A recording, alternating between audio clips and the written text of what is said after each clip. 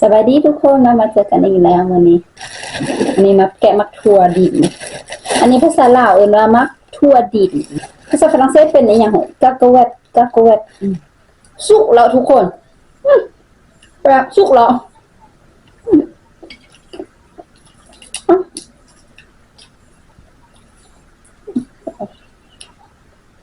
สติว่าสิคั่วแต่สุกแล้วแปลก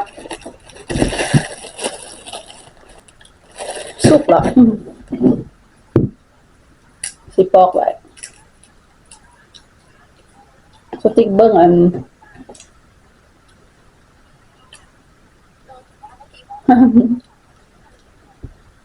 เบิ้งแค่เบิ้งว่าสติกมักลุนนะมักลุนเขาจะไลฟ์ขายเครื่องว่ามันสิได้เท่าใดสิมักลุนแล้วเด้อว่า10 โมงยังตอนนี้อากาศก็เย็นกำลังเย็นแล้วสมมุติกำลังเย็นเข้าหน้าหนาวแล้วเด้กำลังสิหนาวอาทิตย์นี้เป็นอาทิตย์สุดท้ายแล้วเด้ทุกคนเด็กน้อยก็สิเป็นว่ากองอีกแล้วว่ากอง2 อาทิตย์ว่ากองตลอดล่ะโอ้ยแล้วเบิ่งวันที่เราได้เนี่ยเบิ่งว่ากองอีหยังอันอาทิตย์เดือนนี้อยู่ไสนะทุกคนเป็นลิสต์ว่ากองหมดปีนี้ทำอีทมันเดือนเก้ามีว่าคองเทเดอะคลาสวันที่1อันนี้เป็นว่ากองทำอีทนะสติคิดว่านะเด้อว่ากองเดla Toussaint du samedi 18 octobre 2025 au lundi 3 novembre ก็คือตั้งแต่วันที่18เดือน10วันที่3เดือน11เป็น2 อาทิตย์แล้วก็มันก็สิมีอีกอันนี้ต่อไปเป็นเดือน12ว่ากองเดือนโนเวนก็ตั้งวันที่20เดือน12พอวันที่5เดือน1ทุกคนหลายคณะแล้วบัดนี้มีอีกว่ากองอีเวหรือว่ากองฤดูหนาวใช่ป่ะวันที่7เดือน2วันที่23เดือน2แต่ว่ากองแต่เทื่อทุก2 อาทิตย์2 อาทิตย์แล้วทุกคนแล้วก็อีกต่อไปประมาณเดือน4ล่ะว่ากองprintempsเห็นบ่วันนี้นี่2 อาทิตย์วันที่4เดือน4วันที่20เดือน4ต่อไปc'est quoi ça เป็นascension สติบ่เข้าใจอันนี้เป็นว่ากองอีหยังเป็นโปงเด้ออย่างน่าจะเป็นอันนี้บ่ได้ลายมือปานใดเด้นี่อันนี้ละเดือน5นี่นะทุกคนมีว่ากองหลายเด้เพราะเดือน5น่ะมันมีวันแห่งงานมีหลายอย่างล่ะทุกคนอยู่เดือน5มีหลายอันนี้ก็จะโปงก็คือว่าโปงทุกคนบ่ซังเป็นขั่วล่ะทุกคนโปงเด้อl'ascension สติคิดว่าน่าจะเป็นแบบสมมุติเห็นบ่แมคคดีแล้วเขาเจ้าเฮ็ดโปงเฮ็ดเป็นขั่วคามทุกคนก็คือแบบมันมีวันเสาร์วันอาทิตย์จังซี่นะทุกคนเริ่มเป็นแมคคดีวันพุธวันที่13เป็นวักกองแล้วบัดนี้ล่ะจนฮอดวันจันทร์วันที่18หมายความว่าพุธพฤหัสศุกร์เสาร์เนาะอาทิตย์จังซี่นะมันเขาจะเป็นโปงเฮ็ดแบบอันโหลดกันเลยว่าสันภาษาลาวว่าง่ายเป็นเฮ็ดโหลดแบบบ่ยักมาเฮียมันกระเถิดนะบ่แล้วว่ากองสุดท้ายกันนี้วันที่4เดือน7จนฮอดวันที่1เดือน9ปี1แล้วมีว่ากองหลายทุกคนอยู่ลาวเฮาสติ๊กบ่จื้อว่ามีว่ากองทุก2 อาทิตย์แบบนี้น่ะเห็นบ่ก็คือนี้เป็นอาทิตย์สิมานี่เป็นว่ากองตัวนี้แหละเป็นว่ากองToussaintก็คือว่ากองเดือน10เดือน11แหละทุกคนเจ็บเส้นมีหลายฮอลิเดย์เหลือเกินว่ากองToussaint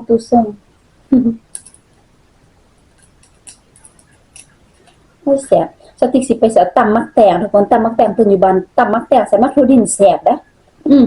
เอาติ๊กสิบอกพวกไปหนังสือมาหาก่อนบางทีสิไปนำกัน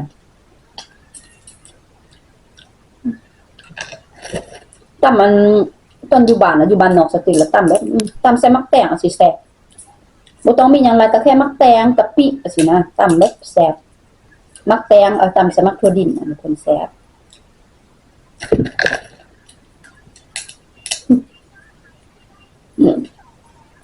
เบิ่งอันเขาหลายแล้วมันเป็นตาขึ้นใจฟ้าบดมื้อนี้สิพักพรได้อันพักพรมาได้อันรีแลกซ์มาพวกสติ๊กเสืออันหยัง เสือนตั้งหนวดสุดยอดเลยพักผ่อนเพราะว่าเขาอยู่กับลูกนี่ทุกคนมันก็เลยแบบบางทีเขาก็ได้อุ้มลูกสิเมื่อยเจ็บขิงเจ็บขาสติกกับเควินแล้วมักสิเปลี่ยนกันนวดกันตลอดแล้วสติกแล้วมักเจ็บบอลนี่ล่ะเควินคือการหลังเราสิหาสติกเย็บตลอดเอาตีนเย็บทุกมื้อเพราะว่ากิโลของสติกมันเป็นกิโลเพอร์เฟกต์สินะแล้วแบบหลังของพวกสติกล่ะเวลาเย็บแล้วก็แบบอันล็อกเซลทุกคนฟังอันนี้เป็นเรื่องเล่าสำหรับเรื่องเราสติกบ่ได้เว้าถึงเรื่องนี้ก็คือ2-3 ปีก่อนทุกคนมื้อนั้นน่ะก็ไปนอนปกติก็ตอนแรกสติกก็บ่ฮู้มีหยังเกิดขึ้นเนาะก็มันนั่นล่ะตื่นมื้อเช้ามาซอกพวกบ่เห็นซอกพวกเนาะแล้วเราส่งความบอกตอนนี้เขาอยู่ห้องหมอเพิ่นหายใจบ่ได้น่ะเราไปห้องหมอตั้งแต่เมื่อคืนสติบ่ฮู้หยังเลยทุกคนบ่ฮู้หยังเลยก็ช่วงนั้นเลี้ยงลูกก็เมื่อยเนาะก็นอนก็ปั่นตายถ้าหลับแล้วก็หลับปั่นตายสินะตื่นสติก็บ่ได้ลงมาลุ่มมาเบิ่งสิพวกเรานอนอยู่ลุ่มแล้วไปแล้วเราก็นั้นเจ็บบ่ได้นอนอยู่ห้องหมอ2คืนทุกคนตอนนั้น2คืนอ้อยตัวแล้วเจ็บหายใจบ่ได้แล้วแบบอันในหมอแล้วว่าสิสแกนว่าสิเบิ่งเช็คเบิ่งว่ามันเป็นจังได๋แต่เราบ่อยากเช็คเบิ่งแล้วเรากลับบ้านแต่หายใจบ่ได้สติแล้วมื้อนึงให้เราก็นอนอยู่โซฟานอนพักผ่อน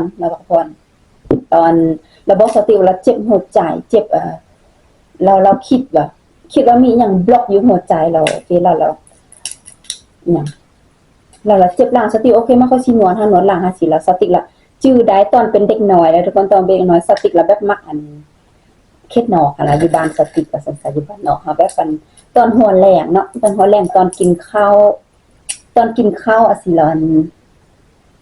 กินข้าวหลังจากกินข้าวแล้วก็ทุกคนแบบสิเย็บหลังเย็บแอวให้พ่อให้แม่ทุกคนสติแล้วมักเฮ็ดให้พ่อให้แม่ตลอดน่ะตอนอยู่บ้านแล้วอันสติแล้วมักเขาสิลองเฮ็ดนะจ๊ะเบิ่งว่าอันจังซั่นจังซี่อะสิเฮ็ดให้เบิ่งแล้วสติก็บ่เคยบินนอนลงพื้นแล้วสติก็ปีนเหยียบแล้วกึกนึงเสียงดังกึกนึงแล้วอันสติก็ตกใจยานว่าสิฆ่าผัวเนาะเพราะเรามีปัญหาหายใจแล้วเราบอกสติว่าเราเจ็บหลังแล้วว่าอันนี้เป็นเควินเราคิดเองว่าน่าจะมีอันกระดูกอีหยังผิดๆจังซี่แต่สติก็บ่เชื่อแต่เฮ็ดไปตามตายเฮ็ดตอนที่เอาตีนไปแบบนี้เย็บแน่ๆเอาตีนกับตีนนะว่าเอาย่างกับตีนนั่นแหละเย็บแล้วก็สติก็หน้าลาสติยานสติสิฆ่าผัวทุกคนอันแล้วพอนั้นปุ๊บแล้วเควินเรานั่งขึ้นมาแล้วมันละหายใจได้แล้วเควินเราตบมืออะไรดีใจว่าทุกคนแล้วตั้งแต่นั้นมาแล้วไปห้องหมอแต่ละเทื่อแล้วเควินก็เว้าฟังแต่ละเพราะว่าเราไปนอนอยู่ห้องหมอ2คืนบ่ดีอันปัญหาหายใจสติกเอาตีนเย็บมาบัดเดียวละดีก็คือมันอันล็อกอีหยังมันสติคิดว่าน่าจะเป็นกระดูกมันมาขัดขวางแบบอยู่ช่วงนี้ลูกใกล้ๆหัวใจปอดหรือหายใจสิหัวใจสิตั้งแต่นั้นมาเพิ่นไปห้องหมอเพิ่นก็เบาฟอยแต่รอบว่าเนี่ยค่อยเราเป็นคนลาวเราเฮ็ดตอนนั้นเนี่ยเรานวดกับตีนเฮ็ดคือแบบอยู่บ้านนอกล่ะเคยเฮ็ดให้พ่อให้แม่สิล่ะตั้งแต่นั้นมาแล้วไปแต่ละเทื่อเควินแล้วสิว่าประสบหมอในหมอตลอดหั่นแหละทุกคนยอมรับว่าตกใจอีหลีเด้อเรามีปัญหาหายใจแล้วแต่ก็ดีใจหั่นแหละแล้วเควินแล้วรู้สึกภูมิใจกับสติกที่สุดแล้วภูมิใจที่สุดแล้วที่สติแบบไปนอนห้องหมอ2คืนนั้นหมอก็เฮ็ดหยังบ่ได้เอายากินก็บ่ได้แต่ว่าเมียเอาตีนเย็บไปเดียวได้สติก็ดีใจเด้อทุกคนดีใจแต่ว่ามื้อนั้นบ่ได้ดีใจคือมื้อนี้ตกใจแบบยันเราสิหยุดหายใจเลยนะทุกคนเพราะว่าเสียงดังแล้วก็แบบมันก็บ่ได้ก็คือใหม่ดอกแต่ว่าแบบทุกคนฮู้บ่แบบนี้ล่ะแบบนี้แต่มันเสียงดังกว่านี้ทุกคนแบบมันกระดูกทางหลังล่ะตกใจสติกนั่นล่ะสติกหยุดเลยแล้วบัดนั้นเราคิดว่าล่ะโอ้สุดยอดเลยอ่ะมันก็ดีใจอันนี้ก็หั่นแหละทุกคนสติกก็เคยมีนะผ่านในเรื่องอีหยังเรื่องเป็นแบบตกใจว้ายนำกันก็คือที่สติสักก็คือการทุกคนสติก็ช่วงแบบมันผ่านเขาเป็นความตายมาก็มีแต่เควินอยู่ข้างๆสติตอนที่สติเกิดลูกชายเนี่ยทุกคนสติเสียเลือดหลายเสียเลือดแบบเกือบบ่รอดเลยทุกคนเกือบบ่รอดได้นอนอยู่ห้องได้ใส่อันหายใจคือกันเพราะตอนนั้นเกิดลูกคือว่าแล้วมันมีความเสี่ยงลูกของสติเกิดแบบเท่าใด34อาทิตย์ในลูกชายสติเกิด34อาทิตย์7เดือนสติไปอยู่ห้องหมอประมาณเดือนปลายรวมมันตั้งแต่ลูกเกิดสติอยู่แล้วประมาณ 2-3 อาทิตย์อยู่ก่อนแบบบ่อยากกลับมาบ้านสติมีเลือดออกก็คือมดลูกดำ มันลุกตั้นแล้ววันนี้ละไปอันต้องไปอยู่ไกลๆมือในหมอใช่ไหมทุกคนไปหลายเทื่อไปนอน1อาทิตย์กลับไปมา2เทื่อสุดท้ายก็คือไปนอนหลายก่อนในหมอเขาบ่ให้ไปก็คืออยู่ให้มันเด็กกันให้มันเด็กจังได๋อยู่ให้มันฮอด34อาทิตย์เขาจะจังสิพาออกได้นะถ้าเขาจะมั่นใจว่าเด็กสามารถออกมานอกได้เด็กสามารถมีแบบภูมิต้านทานอย่างเด็กกันมีกิโลโอเคบ่สินะทุกคนนั่นแหละทำดังนั้นหลังจากผ่าตัดลูกแล้วแม่ก็แบบเสียเลือดหลายเพราะว่าตอนนั้นสติ๊กนอนอยู่ห้องหมอหลังจากผ่าตัดลูกชายออกมาแล้วนอนอยู่ห้องหมอโดนลูกชายสติ๊กก็ได้ใช้เครื่องหายใจสติ๊กก็หลังจากเกิดแล้วก็เสียลูกแล้วก็สติ๊กแพ้ทุกคนหลังจากที่ผ่าตัดแล้วทุกคนอันผ่าตัดบอกหลังเนี่ยทุกคนผ่าตัดบ่ได้รับหลังจากนั้นแล้วนอนบ่ได้แล้วเมื่อคืนทับอีกมันคันแบบสติ๊กแพ้ยาสติ๊กคิดว่าน่าจะแพ้ยาบอกหลังนอนบ่ได้สิตายทุกคนทรมานอีหลีเก่ากว่าแล้วตอนนั้นบ่แพ้ก็ใหม่ๆเป็นขึ้นทับอีกหลังจากผ่าตัดประมาณ 4-5 ชั่วโมงสิแล้วมันก็เริ่มคันนะทุกคนแต่ในหมอเขาก็ฮู้ว่าเฮาแพ้น่าจะแพ้สิแต่ว่าโชคดีแต่ก็ผ่านมาได้สิมื้อนี้ลูกก็ใหญ่แข็งแรงดีสติกก็แข็งแรงดีก็ตั้งแต่ที่สติกป่วยตั้งแต่ที่สติกอันเกิดลูกแล้วสติกก็จะมีปัญหาแบบนั้นไข้กันสั่นจังซี่เมื่อก่อนสติกบ่ได้เป็นจังซี่เด้อคน